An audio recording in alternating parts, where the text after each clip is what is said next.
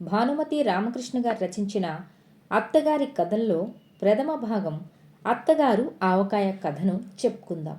సాధారణంగా మద్రాసులో ఉండే తెలుగు జనాభాకు ఆవకాయ తినే ప్రాప్తం కలగడం అదృష్టంలో ఒక భాగమని చెప్పాల్సిందే. విజయవాడ దగ్గర నుండి విశాఖపట్నం వరకు ఉండే ఊళ్ళల్లో బంధువులో తెలిసిన వాళ్ళలో ఉండి ఆవకాయ జాడీలు మద్రాసుకు రవాణా చేస్తే తప్ప బంధువులు తెలిసిన వాళ్ళు కనీసం ఆవకాయ సప్లై చేసే రకం బంధువులు ఇద్దరూ లేని తెలుగు వాళ్ళు మద్రాసులో కాసే మామిడికాయలు తినాల్సిందే కానీ ఆవకాయ తినే అవకాశం లేదు. ఆవకాయ పెట్టటం తెలిసిన బామ్మగారులు ఉండే కుటుంబాలకు ఆ బాధే లేదు. నూజివీడు రసాల కాయలు, సామర్లకోట పప్పు నూనె తెప్పించలేకపోయినా మద్రాసు మామిడికాయలతోనైనా గుమగుమలాడే ఆవకాయ పెట్టగలరు. ఎటొచ్చి తింటం తెలిసి ఆవకాయ పెట్టటం తెలియని మాబోటి వాండ్లకే అవస్థ. పోయిన సంవత్సరం వరకు తెలిసిన వాళ్ళు బెజవాడ ప్రాంతాల నుండి ప్రతి ఏటా ఆవకాయ పంపుతూ ఉండేవాళ్ళు 2-3 పెద్ద జాడీల్లో. ఈ సంవత్సరం వారింట్లో 2-3 పెళ్ళిళ్ళు జరగటం వలన మాకు ఆవకాయ పంపే వ్యవధి వారికి లేకుండా పోయింది.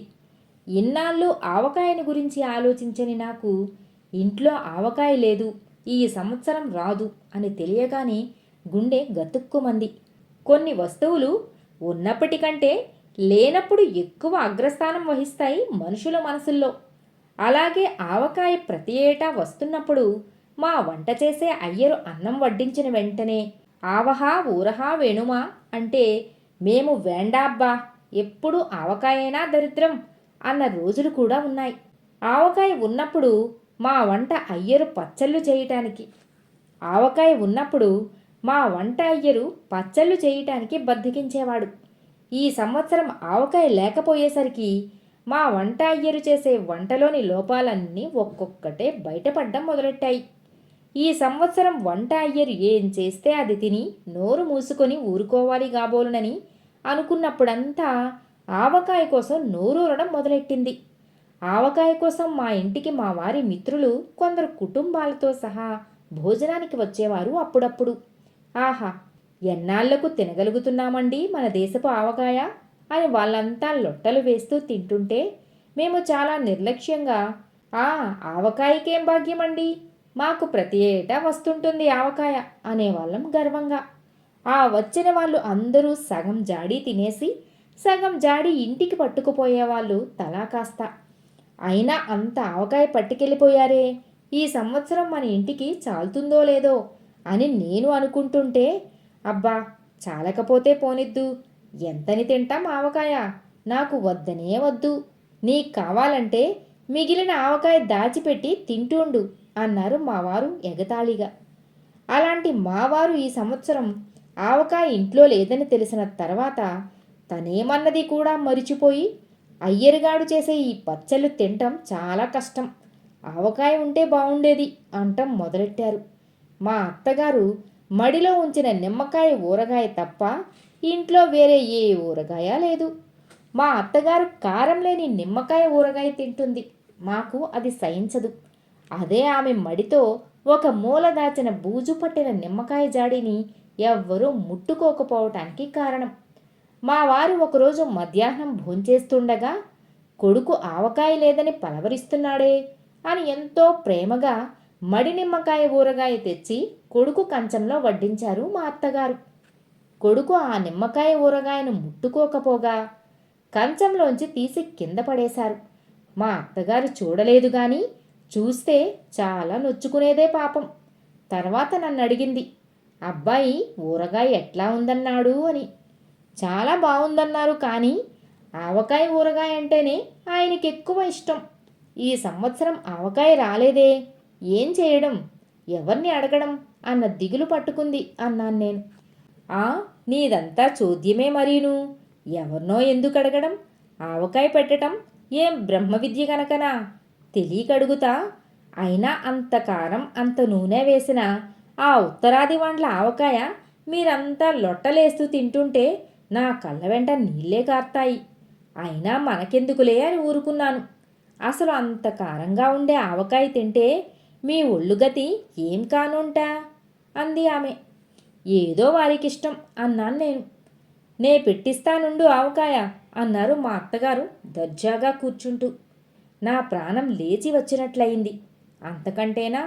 మీరు గనక ఆవకాయ పెడితే ఇంక మనకు ఆవకాయ లేదు అన్న లోటు ఉండదు ఈ సంవత్సరం అన్నాను సంతోషంగా. నీదంతా చాదస్తమే మరీను. ఏ సంవత్సరమైనా మనింట్లోనే పెట్టుకోవచ్చు ఆవకాయ. ఏం బ్రహ్మ విద్య అంటాను. నిమ్మకాయంతో ఆవకాయ అంతే అన్నారు తేలిగ్గా మా అత్తగారు. అంతే అంతే అన్నాను ఆవిడేమన్నదో అర్థం కాక నేను. కానీ నాకో సందేహం కలిగింది. మా అత్తగారి పుట్టినిల్లు చెంగల్పట్, మెట్టినిల్లు నంద్యాల. ఆవకాయకు మా అత్తగారికి ఎలాంటి సంబంధం ఉంటుందా అని చాలాసేపు ఆలోచించాను. అడుగుదామనుకున్నాను. మళ్ళీ ఆక్షేపిస్తుంది అనుకుంటుందని ఊరుకున్నాను. అయితే ఏమేం వస్తువులు కావాల్సుంటాయి ఆవకాయ వేయటానికి అని అడిగాను తెల్ల కాగితం పెన్సిల్ చేతపుచ్చుకొని ఆవిడగారి గుమస్తాలాగా. వెంటనే మా అత్తగారు కాలు మీద కాలు, మూతి మీద వేలు వేసుకుని ఒక్క క్షణం ఆలోచించారు. మామిడికాయలు కావాలిగా అన్నాను మా అత్తగారి ఆలోచనకు అంతరాయం కలిగిస్తూ. అబ్బే ఎందుకే అన్నారు అలక్ష్యంగా చప్పరిస్తూ. నేను తెల్లబోయి ఆమె కేసు చూశాను. 15 ఎకరాల మామిడి తోటలో మనం ఉంటూ లక్షణంగా కాసే మామిడి చెట్లు పెట్టుకొని ఇంకా కాయలెందుకే మనకు అన్నారు చిరునవ్వు లొలకబోస్తూ. అయితే మన తోటలోని పండ్లకాయలే వేస్తానంటారా ఆవకాయ అన్నాను. ఓ భేషుగ్గా వేయొచ్చు. ఆవకాయకు కావలసింది మామిడికాయేగా. ఏ కాయ అయితేనేం మన తోటలో దక్షిణం వైపు చెట్లన్నీ భేషైన కాయలు కాస్తాయి. పడమటి వైపు చెట్లు ఎంత కండగల కాయలనుకున్నావు. పోయిన సంవత్సరం తోటంతా విరగకాసాయి కాయలు. మరో 400 ఎక్కువ చెప్పి కౌలుకివ్వవే అంటే విన్నావు కాదు. వాడికెంత లాభం వచ్చిందో తెలుసా? మన తోటవాడు చెప్పాడు. ఈ సంవత్సరము అంతే, వాడికింకా లాభం వస్తుంది. అట్లా కాసింది తోటంతా అన్నారామె. పోనీలేండి, ఏటా కౌలుకి తీసుకునేవాడు 4 డబ్బులు సంపాదించుకోనివ్వండి. పై సంవత్సరం అడగవచ్చు ఎక్కువ డబ్బు అన్నాను. హా, ఇస్తాడు. మళ్ళీ ఏ నష్టమో వచ్చిందంటాడు. అందుకే ఇప్పుడు ఆవకాయ పెట్టబోతున్నానుగా. 5,000 కాయలు అడిగి పుచ్చుకుంటే సరి అన్నారు మా అత్తగారు దిట్టంగా బాసీపట్టు వేసి కూర్చుంటూ. అయితే 5,000 కాయలు ఆవకాయ పెడతానంటారా అన్నాను ఆశ్చర్యంగా. కాకపోతే మీ చెల్లెళ్ళ ఇళ్లకు ఇంకా తెలిసిన వాళ్ళ ఇళ్లకు పంపాల్సి ఉంటుందిగా. కొద్దిగా పెడితే ఏం చాలుతుంది మన ఇంటికి. వాడిని మటుకు 5,000 కాయలు అడగాల్సిందే. డబ్బు తక్కువిచ్చి కాయలు ఇవ్వకపోతే ఎలా అన్నారు కౌలువాడి మీద కత్తి కట్టిన మా అత్తగారు. 5,000 కాయలు వాడివ్వడేమో. మామూలుగా వాడివ్వాల్సిన కాయలు 1000. నేను 500 కాయలు చాలన్నాను. ఎటు తిరిగి మనకు ఎవరో ఒకరు తెలిసిన వాళ్ళు రసాలు బంగిన పళ్ళు పంపుతూనే ఉంటారు కదా. ఇంకా మన తోటలోని పళ్ళన్నీ ఎవరు తింటారులే అనే ఉద్దేశ్యంతో తగ్గించి ఇమ్మన్నాను. మళ్ళీ ఇప్పుడు అన్ని కాయలు కావాలంటే ఏం బాగుంటుంది అన్నాను నేను. నీదంతా చూద్యమే. నువ్వు అడక్కపోతే నేను అడుగుతానుండు అన్నట్లు వాడి పేరేమిటి, జటాయువా జానకిరామా అన్నారు. నాకు పక్కున నవ్వొచ్చింది. ముసలి వాళ్ళందరికీ జటాయువు అంటే ఎందుకో అంత అభిమానమని. వాడి పేరు జటాయువు కాదు, జానకిరాము కాదు, దశరథుడు అన్నాను నవ్వాపుకుంటూ. ఏ అతిరథుడో ఎవడికి జ్ఞాపకం. వెంటనే వాడికి కబురు పంపి పిలిపించు. వాడి చేత 5,000 కాయలు కక్కిస్తాను. 15 ఎకరాల మామిడి తోట కౌలుకు తీసుకుని తక్కువ డబ్బిచ్చి దగా చేసేది కాకుండా మామూలుగా మనకిచ్చే మామిడికాయలకు కూడా తక్కువిస్తే ఎట్లాగంట అన్నారు మా అత్తగారు పాయింట్ దొరికిన ప్లేడర్ గారికి మళ్ళీ. ఒక్క మామిడికాయతోనే ఆవకాయ కాదుగా, నూనె కావద్దు అన్నాను. ఎందుకు అన్నారు మళ్ళీ. ఎందుకేమిటి, ఆవకాయలో నూనె వెయ్యరు అన్నాను ఆశ్చర్యపోతూ. వేస్తారు సరేనే, నూనె కొంటాం ఎందుకంట. మన తామ్రం చేలో పండిన నువ్వులు 8 బస్తాలు ఏమయ్యేట్టు. మన ఇంటికి సంవత్సరానికి 6 బస్తాల నువ్వుల నూనె చాలు. పై 2 బస్తాల నూనె వంటవాడు పొయ్యిలోనే పోస్తున్నాడు. ఆ నూనె మీరు ఆవకాయలో పోస్తానంటారు. అయితే 2 బస్తాల నువ్వుల నూనె 5,000 కాయలకు కావాలంటారు అన్నాను నేను రాసుకోబోతూ. అబ్బే ఎందుకే, 1000కి సేరు నూనె, 5,000కు 5 సేర్ల నూనె ఎక్కువ అన్నారు మా అత్తగారు. పప్పు నూనె గదూ అన్నాను. ఏం పప్పు? కందిపప్పు. ఎందుకే నీదంతా చాదస్తం. ఇంట్లో ఉండే నేను చాలు మొన్న ఆడించిన 6 సేర్ల నూనె అలాగే ఉందిగా. అసలు నూనె ఎక్కువేస్తే మాకు సహించదు అన్నారు మా అత్తగారు. ఆవకాయ అజాపజా తెలియని నేను మా అత్తగారు చెప్పినవన్నీ భక్తితో లిస్టు రాసుకోవటం మొదలుపెట్టాను. మధ్య మధ్య తెలిసి తెలియని సందేహాలను ఒకవైపుకు నెడుతూ ఆవకాయ విషయంలో పూర్తిగా మా అత్తగారి మీదే ఆధారపడదలుచుకున్నాను. మరి కారం అన్నాను. అది అంతే. మన చేలో పండిన మిరపకాయలు 5 బస్తాలు స్టోర్ రూంలో మూలుగుతున్నాయి. ఒక్క బస్తా మాత్రం వాడుక్కి బయట ఉంచాను అన్నారు. అయితే మిగతా 4 బస్తాల మిరపకాయల కారం 5,000 కాయలకు వేస్తానంటారా అన్నాను ఆశ్చర్యంగా. ఇంకా నయం, అయ్యో పిచ్చిపిల్ల అంటూ మా అత్తగారు తన ఏనుగు దంతాల వంటి 2 కోరల బోసినోటితోనూ విరగబడి నవ్వారు. మరి ఎంత కారం కావాలంటారు? కొట్టించాలిగా కారం అన్నాను. ఎందుకే నీదంతా సింగినాదం మరీను? కారం కొట్టించడం మా తాతల నాడే లేదు. ఇప్పుడెందుకే? మిషనుకు వేయిస్తే సరి. ఒక్క వీసకాయలు చాలు. మాకసలు కారం సహించదన్నానుగా అన్నారు. మరి వీసకాయల కారం 5,000 మామిడికాయలకు చాలా అన్నాను ఉండబట్టలేక. చాలకేమొచ్చిందే, ఉత్తరాది వాళ్ళలాగా అంత కారం నే వేయనమ్మా. అంతగా చాలకపోతే తర్వాత కాస్త వేసుకోవచ్చులే. మొన్న నేను నిమ్మకాయకు అసలు కారమే వేయలేదు, చూసావుగా. అయినా నాలిక చుర్రుమంటూనే ఉంది అన్నారు మా అత్తగారు.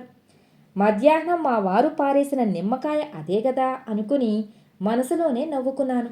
అయితే మరి ఆవపిండో అన్నాను. అన్నీ నేనే అందిస్తూ వస్తున్నాను. ఆ ఆవాలు మాత్రం కొద్దిగా కొనాలి. మిగతా అన్నీ మన ఇంట్లోనే ఉన్నాయి. ఉప్పు, పసుపు, మెంతి, గింతిని. ఆవపిండి మనకెంత సహిస్తే అంతే వేసుకోవచ్చు. 5,000 కాయలకు 1 సేరు ఆవపిండి చాలని నా అభిప్రాయం. ఎక్కువైతే వేడి చేస్తుంది సుమా అన్నారు.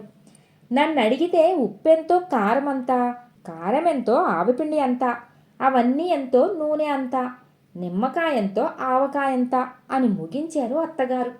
ఆవిడ చెప్పినవన్నీ శ్రద్ధగా రాసుకున్నాను కాగితం మీద. అన్నట్లు ఆ కౌలువాడి పేరేమిటో మర్చిపోయాను. వాణ్ణి పిలిపించు తక్షణం. వాడితో మాట్లాడో పోట్లాడో 5,000 కాయలు తీసుకున్నదాకా నిద్ర పట్టదు నాకు అంటూ లేచి గోల్కొండ వ్యాపారుల గోచి సరిచేసుకుంటూ వంటింటి వైపు వెళ్ళారు మా అత్తగారు. నేను అత్తగారి ఆజ్ఞానుసారం మామిడి తోట కౌలుకు తీసుకున్న దశరథుడికి కబురు పెట్టాను. దశరథుడు చేతులు కట్టుకొని వినయంగా వచ్చి మా అత్తగారి ముందు నిలబడ్డాడు. నేనుంటే మరీ ఏడ్చిపోతాడని పులి ముందు మేకపిల్లను వదిలిపెట్టినట్లు మా అత్తగారి ముందు దశరథుడిని వదిలి నేను వెళ్ళి వంటింటి ముందున్న వడ్ల బస్తాల మీద కూర్చున్నాను. మా అత్తగారు హైకోర్టులో వాదించే లాయర్లకు మళ్ళీ దశరథుడితో వాదిస్తోంది. వాడి కాలికి వేసి మెడకి వేసి చివరకు 5,000 కాయలు ఇవ్వకపోతే మామిడి తోట విడిచిపెట్టి పొమ్మన్నారామె. ఇచ్చిన అడ్వాన్సు డబ్బు కావాలంటే తిరిగి ఇచ్చేస్తానని కూడా దబాయించింది. దాంతో నిజంగానే దశరథుడు భయపడిపోయాడు. అయితే అమ్మగారు, 5,000 పండ్లైతే నేనిస్తాను, అప్పుడప్పుడు కాయలేం చేసుకుంటారు తల్లి అన్నాడు భయపడుతూనే దశరథుడు. ఆవకాయ వేస్తాన్రా, ఆవకాయ. అయినా ఏం చేస్తామో, నీతో చెబితేనే ఇస్తావా కాయలు అని గద్దించి అడిగారు మా అత్తగారు. అది కాదండి అమ్మగారు, 5,000 పండ్లు వేస్తారా, కాయలుగా కావాలా అని అడిగానండి. ఇప్పటికే బాగా ముదిరి పండబారిపోయాయి కాయలన్నీ అన్నాడు దశరథుడు. ఆ మాట విన్న నా గుండె గతుక్కుమంది. మా అత్తగారు పండావకాయ పెట్టబోతారేమోనని భయపడ్డాను. ఆ ముదిరి పండబారిన కాయలు పిల్ల తింటారు కానీ నువ్వు మాత్రం 5,000 కాయలకు ఒక్కటి తక్కువిచ్చినా తీసుకోను, జాగ్రత్త అని మా అత్తగారు దశరథుడిని పంపించేశారు. మామూలు కంటే జోరుగా నడుస్తూ వచ్చారు మా అత్తగారు వంటింట్లోకి. ఏమన్నాడు అన్నాను ఏమీ విననట్లు. ఏమంటాడు? కుక్కిని పేనల్లే దక్కిస్తూ ఇస్తాడు 5,000 కాయలును. లేకపోతే తోట విడిచి పొమ్మన్నాను. వచ్చే ఏడు డబ్బు కూడా ఇలాగే దబాయించి తీసుకోవాలి గాని వాడెంతంటే అంతకు నిక్షేపం లాంటి మామిడి తోట వదులుతారటే అన్నారు సింహలగ్నంలో పుట్టిన మా అత్తగారు. నేను గుడ్లప్పచెప్పి ఆమె కేసి చూస్తూ ఉండిపోయాను. మర్నాడు తెల్లవారుజామున మా అత్తగారు హడావిడిగా ఇంటిల్లపాదిని నిద్రలేపారు. వంట చేసే అయ్యరు పక్కింటి నుంచి 2 కత్తులు, ఎదురింటి నుంచి 2 కత్తిపీటలు తెచ్చాడు. ఇంట్లో మూల పారేసిన ముద్దు కత్తులు, తుప్పు పట్టిన కత్తిపీటలు తీసుకొని రణరంగానికి బయలుదేరినట్లు పనివాళ్ళు, నేను, మా అత్తగారు వంటింటి ముందు వసారాలో చేరాం. 5,000 కాయలు పెరటివైపు వరండాలో రాసి పోసి ఉన్నాయి. మా అత్తగారు ఆ రాసి చూస్తూనే, చాలా కాయలొచ్చాయే, మనం 5,000గా అడిగింది, వెధవ భయపడి 10,000 కాయలు కక్కినట్లున్నాడే అన్నారు. వాడు ప్రస్తుతం కక్కింది 5,000 కాయలే అన్నాను, నవ్వు ఆపుకుంటూ. మా అత్తగారి ముఖం వెలవెలబోయింది. మొదటి రోజు 200 కాయలు, రెండవ రోజు 300 కాయలు తెగేసేసరికి 2 కత్తులు పిళ్ళు విరిగాయి. ఒక కత్తి పూర్తిగా 2 తునకలయింది. 2 కత్తిపీటలు వంగిపోయాయి. మిగతా 4,500 కాయలు పళ్ళైపోయాయి. మూడో నాటికి మా అత్తగారి ముఖం నల్లబడిపోయింది. పోనీ ముందు 500 కాయలకు పిండి నూనె వెయ్యండి అన్నాను. అప్పటికే ఆవకాయలకు నీళ్లు వదిలేసిన నేను ఉసూరుమంటూ, అంతే చెయ్యాలి, వెధవ పండబారిన కాయలిచ్చి దగా చేశాడు అన్నారు తప్పుకోవటానికి ప్రయత్నించే మా అత్తగారు. వాడేం దగా చేయలేదు, వాడు ముందే చెప్పాడు పండబారాయి కాయలన్నీ అని అన్నాను లోపలించి వచ్చే కోపాన్నంతా దిగమింగుతూ. అదేలే, అయితే ముందీ ముక్కలకు కారం ఉప్పు పిండి పట్టిస్తాను ఏం అన్నారు మాట మారుస్తూ మా అత్తగారు. మీ ఇష్టం, అలాగే కానివ్వండి అన్నాను నేను నీరసంగా. 500 కాయల ముక్కలే ఒక పెద్ద గంగాళం నిండా ఉన్నాయి. ఇంటిలో ఉన్న చిన్న జాడీలు 4 తెచ్చి మా అత్తగారి ముందు పెట్టాను. పిండి నూనె కలపకుండానే ముక్కలన్నీ 4 జాడీలకు పట్టించడం మొదలుపెట్టారు. ఇంకా సగం ముక్కలు మిగిలిపోయాయి. 4 జాడీలు నిండిపోయాయి. మా అత్తగారు గుడ్లు తేలేశారు. నేను వెంటనే మరో 4 జాడీలు టౌను నుంచి తెప్పించి ఆవిడ ముందుంచాను. మిగతా ముక్కలన్నీ కొత్తగా వచ్చిన 4 జాడీలకు సరిపోయాయి. 500 కాయలకే 8 జాడీలైతే 5,000 కాయలకు ఎన్ని జాడీలు కావలసి వచ్చేదో తలుచుకుని హడలెత్తిపోయాను. 8 జాడీల్లోనూ గుప్పెడు గుప్పుడు కారం ఉప్పు ఆవపిండి వేసి ఒక్కో జాడీకి 2 గరిటెల నూనె పోసి మూత పెట్టి కృష్ణ అంటూ లేచారు మా అత్తగారు. ఆవకాయ పెట్టడం అయిపోయిందా అన్నాను నేను. ఆహా, ఒక వారం రోజులు ఆ జాడీల వైపు వెళ్లకుండా ఉంటే సరి అన్నారు మా అత్తగారు చేయి కడుక్కుంటూ. ఆవకాయ వేయడం ఎంత సులభమని తెలిస్తే నేనే వేసి ఉండేదాన్ని అనుకున్నాను నేను మనసులో. వారం రోజుల తర్వాత మా ఇంటిలో మా అత్తగారు ఆవకాయ వేశారు కాబట్టి భోజనానికి రావాల్సిందంటూ మా చెల్లెళ్లకు తెలిసిన వాళ్లకు కబురు పంపాను. ఆవకాయ కోసం ముఖం వాచిన మా చెల్లెళ్ళు మరుదులు అందరూ పిల్లా జల్లాతో సహా వచ్చేశారు. అంతా భోజనానికి కూర్చున్నారు. మా అత్తగారు వంటింటిలో హడావిడి పడుతున్నారు. ఆవకాయ కోసం నేను వెళ్ళేసరికి ఏముంది, మూతలు తీసి చూస్తే ఆవకాయ లేదు, మామిడి పళ్ళ ముక్కలున్నాయి బూజుపట్టి. మా అత్తగారి ముఖాన కత్తివాటుకు నెత్తురు చుక్కలేదు. అత్తగారు ఆవకాయ కథ సమాప్తం.